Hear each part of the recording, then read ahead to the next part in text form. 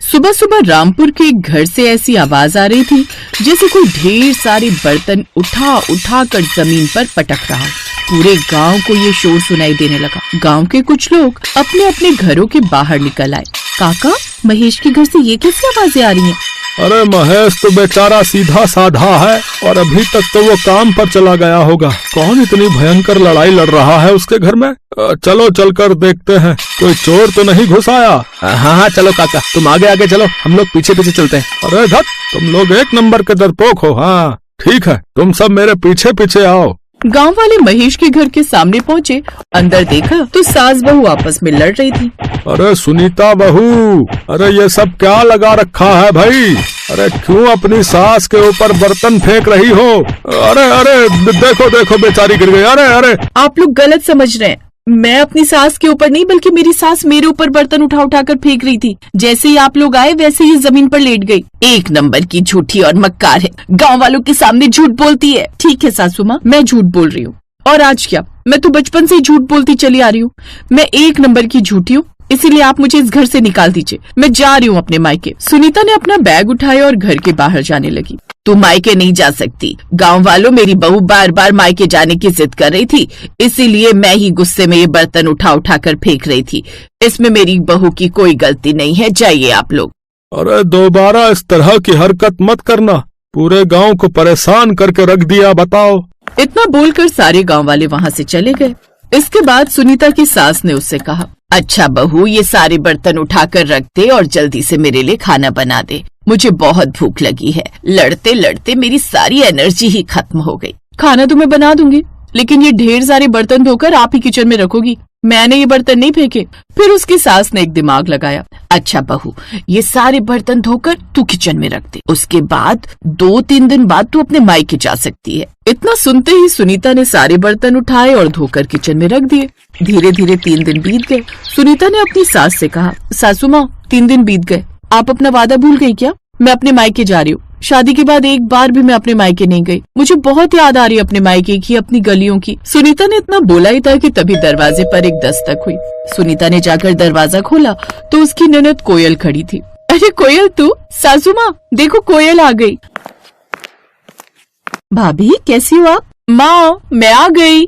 चलो अच्छा है कोयल, तेरी पढ़ाई खत्म हो गई। अब तू अपना पूरा वक्त हमें दे पाएगी। सासू माँ, अब तो आपको कंपनी देने के लिए आपकी बेटी आई गई। अब तो मैं अपने मायके जा सकती हूँ ना?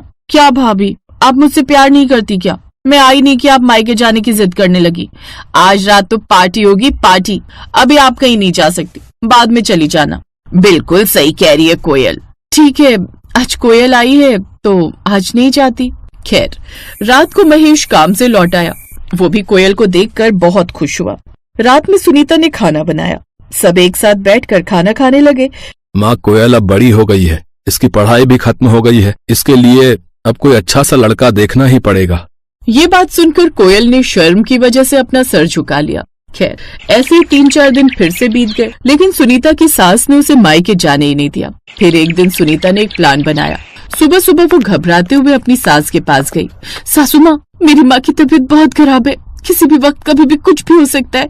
आज मुझे अपने मायके जाना ही पड़ेगा। मैं आपकी एक नहीं सुनूंगी, चलती हूँ, बाय। इतना बोलकर सुनीता इस बार फाइनली अपने मायके चली ही गई। उसकी सास कुछ बोल भी नहीं सकती थी क्योंकि इतनी बड़ी बात हो गई थी। लेकिन जब सुनीता अपने घर पहुंची, क्या बात है बिटिया रानी, तूने तो आने में बहुत देर कर दी। तुझे अपने मायके की बिल्कुल याद नहीं आती ना? ऐसी कोई बात नहीं है माँ, ये तो मैं ही जानती हूँ कि मैं मायके किस तरह से आ पाई हूँ। खैर, सुनीता की अपने मायके में एक रात बीती ही थी कि अगली सुबह ही कोयल का फोन उसके पास आ गया। कोयल घबराते हुए बोली, भाभी जल्दी से घर आ जाइए, भैया बिजनेस ट्रिप के लिए लंदन गए हुए और माँ की अचानक सांस फूलने लगी है। मैं अकेले उन्हें अस्पताल कैसे ले जाऊँ? बहुत बुरी हालत हो गई है भाभी, जल्दी से आ जाओ। तुम घबराओ मत कोयल, मैं अभी आ रही हूँ। सुनीता ने जल्दी से अपना बैग उठाया और सीधे अपने ससुराल पहुँच गई। वहाँ पहुंचकर देखा तो कोयल और उसकी माँ पूरी तरह से स्वस्थ थे। ये देखकर सुनीता गुस्सा हो गई। इसका मतलब आप लोगों ने मेरे साथ नाटक किया? बहू, नाटक तो तूने भी हमारे साथ किया था। अगर तुम्हारी माँ की हालत सच में खराब होती तो तुम भी किसी कीमत पर ससुराल आती नहीं। इस तरह से सुनीता का अपने मायके जाना बिल्कुल बंद सा हो गया था। कुछ महीनों बाद महेश पंडित जी के साथ अपने घर लौटा। पंडित जी ने कोयल और उसकी माँ को लड़के की फोटो दिखाई और उन्हें लड़का पसंद आ गया। कुछ ही दिनों बाद कोयल की शादी भी हो गई और वो अपने ससुराल चली गई। कोयल के ससुराल जाने के 2 साल बाद उसकी माँ की हालत अब सच में बहुत बेकार हो गई। बहू, मुझे कोयल की बहुत याद आ रही है। शादी हुए 2 साल बीत गए, लेकिन उसने एक बार अपने मायके का चेहरा तक नहीं देखा। कितनी लालची बेटी है मेरी। सासू माँ, रुकिए, मैं कोयल को फोन करके देखती हूँ। सुनीता ने कोयल को फोन किया और फोन स्पीकर पर डाल दिया। कोयल, तुम जब से ससुराल गई हो तब से एक बार भी मायके नहीं आई। पता है तुम्हारी माँ को तुम्हारी बहुत याद सताती है। भाभी, माँ ने हम दोनों को हमेशा से सिखाया है कि शादी के बाद ससुराल ही उसका घर होता है, मायका नहीं।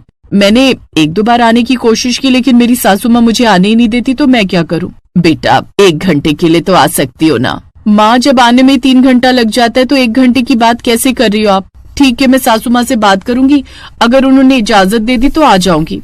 धीरे धीरे फिर से 1 साल बीत गया, लेकिन कोयल नहीं आई। फिर एक दिन रक्षाबंधन का दिन आया। महेश बेटा, इस रक्षाबंधन तू अपनी बहन से राखी बंधवाने उसके मायके नहीं जाएगा, बल्कि वो यहाँ आएगी। माँ, कल रक्षाबंधन है, मैंने सारा सामान ले लिया है और कल ही मैं कोयल के घर जाऊंगा, क्योंकि कोयल के सास ससुर बीमार रहते हैं, वो नहीं आ सकती। इस तरह चाहे कितना भी बड़ा त्योहार हो जाए, लेकिन कोयल मायके नहीं आती थी। धीरे धीरे वक्त बीतता रहा और एक दिन सुनीता की सास को दिल का दौरा पड़ गया। महेश घर पर नहीं था। बहू, लगता है अब मैं नहीं बच पाऊंगी। कम से कम आखिरी बार मैं अपनी बेटी का चेहरा देखना चाहती हूँ। नहीं सासू माँ, मैं आपको कुछ नहीं होने दूंगी। मुझे कार चलानी आती है, मैं आपको हॉस्पिटल लेकर चलती हूँ और कोयल को वहीं बुला लेती हूँ। सुनीता ने किसी तरह अपनी सास को कार में बिठाया और उन्हें लेकर हॉस्पिटल चली गई।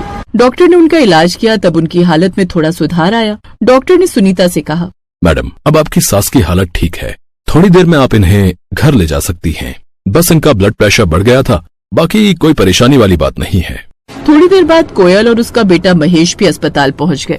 कोयल ने अपनी माँ से कहा, माँ, मैं कभी नहीं चाहती थी कि आपकी हालत ऐसी हो जाए, लेकिन जरा एक बार सोच कर देखिए, सिर्फ 3 साल में मायके नहीं आई तो आपको इतनी परेशानी हो गई, और आप तो भाभी को पिछले 6 सालों से उनके मायके नहीं जाने दे रही। सिर्फ 1 दिन के लिए वो गई थी तो आपने मुझसे झूठ बुलवाकर उन्हें वापस बुला लिया। आपने कभी सोचा है कि भाभी की माँ पर क्या बीतती होगी। कोयल बिल्कुल सही कह रही है माँ। हर लड़की साल में 1-2 बार अपने मायके जाना चाहती है, अपने परिवार से मिलना चाहती है, पर आपने उसे कभी जाने ही नहीं दिया। तुम लोग बिल्कुल सही कह रहे हो। आज मुझे एहसास हुआ कि सुनीता के मायके वालों पर क्या बीत रही होगी। सुनीता बेटा, आज के बाद तुम्हारा जब भी मन करे तुम अपने मायके जा सकती हो।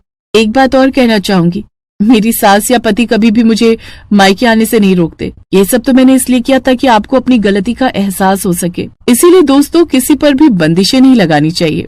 सबको अपने तरीके से जिंदगी जीने का अधिकार है। खिड़की के पास खड़ी पूजा पुराने दिनों को याद कर रही थी। आंखों में आंसू उसकी यादें ताजा कर रहे थे। मम्मी पापा, रोहित भैया, आप सबकी बहुत याद आती है। आप सबसे मिलने का बहुत मन करता है। आप नहीं जानते, मैं अखिल के साथ बहुत खुश हूँ। अखिल जी मुझे बहुत प्यार करते हैं। मैं जानती हूँ मैंने आप लोगों की मर्जी के खिलाफ जाकर अखिल जी से शादी की थी, पर अब तो मेरी शादी को 2 साल हो गए हैं। पर पिछले 2 सालों में आपने मेरी एक बार भी खबर नहीं ली। जब तक आप मुझे नहीं बुलाएंगे मैं खुद मायके कैसे आ जाऊं। अखिल से शादी के बाद तो मायका भी अपना नहीं रहा। तभी अखिल आ जाता है। मायका अपना कैसे रहेगा पूजा? याद नहीं तुम्हारे पापा ने तुम्हें क्या कहा था कि कभी भी तुम अपने मायके में पैर नहीं रखोगी। वो तुमसे सारे रिश्ते तोड़ चुके हैं। इन 2 सालों में कभी भी किसी ने तुम्हारी सुध नहीं ली। तुम रक्षाबंधन पर राखी और भाई दूज पर तिलक भेजना नहीं भूलती हो। पर रोहित ने कभी सोचा कि एक बार मैं अपनी बहन से चुपचाप ही मिलने आ जाऊं? वो भी तुम्हारे पापा के खिलाफ नहीं जाता। क्या अपनी बहन के लिए उसका यही प्यार है क्या? तुम्हारी मम्मी तो तुम्हें याद कर सकती थी ना, वही एक बार फोन कर लेती। आखिर तुम नहीं जानते, पापा के गुस्से से घर में सब डरते हैं। उन्होंने सबको मना किया हुआ है मेरे से बात करने के लिए। पापा के खिलाफ कोई नहीं जाएगा, पर मुझे पता है मन ही मन वो लोग मुझे बहुत याद करते होंगे, और मैं जानती हूँ वो भी कोई ना कोई बहाना मुझे बुलाने का ढूंढ ही रहे होंगे। तुम फ्रेश हो जाओ, मैं तुम्हारे लिए चाय लाती हूँ। कोई दिन ऐसा नहीं जाता था जब पूजा अपने मायके वालों को याद ना करे। कुछ दिनों बाद पूजा सब्जी मंडी में सब्जी खरीद रही थी, तभी उसे मायके के पड़ोस में रहने वाली सुनीता आंटी मिल गई। उन्हें देखकर पूजा बहुत खुश होती है। बातों ही बातों में उसे एक ऐसी बात पता चलती है जिसे सुनकर वो खुशी से फूली नहीं समाती। हाँ बिटिया, तुम्हारे रोहित भैया का रिश्ता पक्का हो गया है। अगले महीने की 5 तारीख की शादी का मुहूर्त निकला है। तुम्हारी मम्मी मिली थी तो बता रही थी कि यही दिल्ली की है लड़की। चलो अब तो तैयारी शुरू करो, तुम्हारे भाई की शादी है। अब तुम तो इकलौती बहन हो, सारे फंक्शन में तुम ही रौनक लगाओगी। मुझे लगता है 10-12 दिन ही तो शादी के रह गए हैं। तो तुम्हारे मम्मी पापा फोन कर ही देंगे। रोहित भैया की शादी का सुनकर मैं भी बहुत खुश हूँ। वो तो है ही, मैं तो खूब तैयारी करने वाली हूँ। अलग से सुंदर लहंगा तैयार करवाऊंगी, बहुत सारा काम है। अरे मैं अपना मोबाइल फोन तो घर पर ही छोड़ आई, कहीं पापा फोन न कर रहे हो। अच्छा aunty ji, thank you so much. आपसे मिलकर बहुत अच्छा लगा। रोहित भैया की शादी में मिलेंगे। पूजा जल्दी जल्दी घर पहुंचती है। उसे लग रहा था कि कहीं मम्मी पापा या रोहित की मिस्ड कॉल ना आ गई हो। क्या हुआ पूजा, तुम बाजार गई थी? हाँ, वो मेरी सहेली है ना काजल, उसके पापा का लहंगों का बड़ा शोरूम है। रोहित भैया की बारात में पहनने के लिए लहंगा सेलेक्ट करने गई थी। मैंने पसंद कर लिया है, सोचा एक बार तुम देख लो तभी खरीद लूंगी। पूजा पहले फोन तो आने दो। अभी तक तुम्हारे घर से किसी का भी फोन नहीं आया है। रोहित की सगाई हो गई, शादी की डेट फाइनल हो गई, शादी को 10 दिन रह गए और अभी तक तुम्हें किसी ने फोन तक नहीं किया है। अब तो शादी के कार्ड भी बंटने शुरू हो गए होंगे, पर खुद की सगी बेटी को शादी के लिए अभी तक एक भी फोन किसी का नहीं आया। ऐसे फालतू में परेशान मत हो, कहीं ऐसा ना हो कि तुम्हें मायके से कोई बुलाए ना और तुम तैयारियां करके बैठ जाओ। अरे नहीं नहीं अखिल जी, कैसी बातें कर रहे हो आप? ऐसे मौके पर मम्मी पापा मुझे भूल थोड़ी जाएंगे। आखिर मेरे भाई की शादी है, मेरे बिना शादी थोड़ी होगी। ऐसी बातें करके तुम मेरा दिल छोटा कर रहे हो। मुझे घबराहट हो रही है। मेरे बहुत अरमान है अपने भाई की शादी को लेकर। मैं बहुत तैयारी कर रही हूँ अखिल जी। पर सच तो यही है ना पूजा कि अभी तक फोन नहीं आया है। पूजा भी समझ रही थी कि अब तक तो फोन आ जाना चाहिए था। शादी को दिन ही कितने रह गए थे। पूजा को तो ये तक नहीं पता था कि आखिर रोहित की शादी किस लड़की से होने वाली है। एक रात पूजा और अखिल रेस्टोरेंट में डिनर करके घर लौट रहे थे। रात के अंधेरे में अखिल को पता नहीं चला और उसने अपनी बाइक गलत रास्ते पर ले ली। अरे यार, लगता है मैं गलत रास्ते पर आ गया। अंधेरे में समझ ही नहीं आया। अब एक काम करता हूँ, बाइक वापस मोड़ता हूँ। ध्यान से अखिल जी, बहुत सुनसान गली है। मुझे तो बहुत डर लग रहा है। यहाँ पर ज्यादा घर भी नहीं है। थोड़ा तो ध्यान रखो, कितना अंधेरा भी हो रहा है। बचाओ बचाओ, कोई है?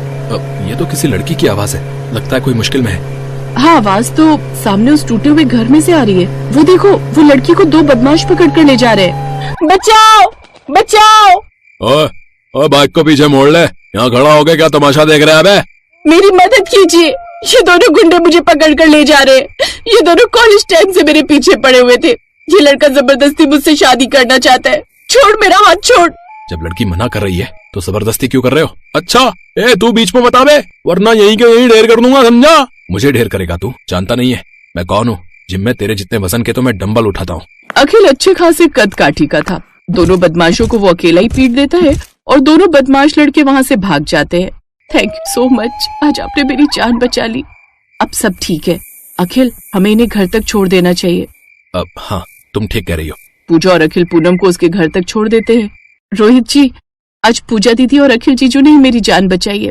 इनके बारे में मुझे कभी किसी ने बताया ही नहीं, पर आज सब कुछ जानकर मैं बस इतना ही कहूंगी कि पूजा दीदी और अखिल जीजू आज मेरे लिए भगवान बनकर आए हैं। पूजा मेरी बच्ची। पूजा मेरी बच्ची, कितने दिनों बाद तुझे देख रही हूँ। पूजा थैंक यू सो मच। मैं तुम्हें हमेशा याद करता था। पापा को कई बार कहा कि तुम्हें फोन कर लें, तुमसे मिलने। माँ, आप लोग तो मुझे अभी भी शादी में नहीं बुलाने वाले थे ना। आप लोग तो मुझसे सारे रिश्ते नाते तोड़ चुके हो। वो तो आज अनजाने ही पूनम से हमारी मुलाकात हो गई, वरना मैं तो अपने भाई को सेहरा बांधते हुए भी नहीं देख पाती। पूजा की आंखों में आंसू देखकर सब रो पड़ते हैं। सब कुछ ठीक हो जाता है, सारे मनमुटाव खत्म हो जाते हैं। पड़ोसन सुनीता आंटी की बात सच हो गई। अपने भाई की शादी में सबसे ज्यादा आगे आज पूजा ही थी। आज शादी के बाद पहली बार उसे महसूस हुआ कि उसे अपना मायका फिर से मिल गया।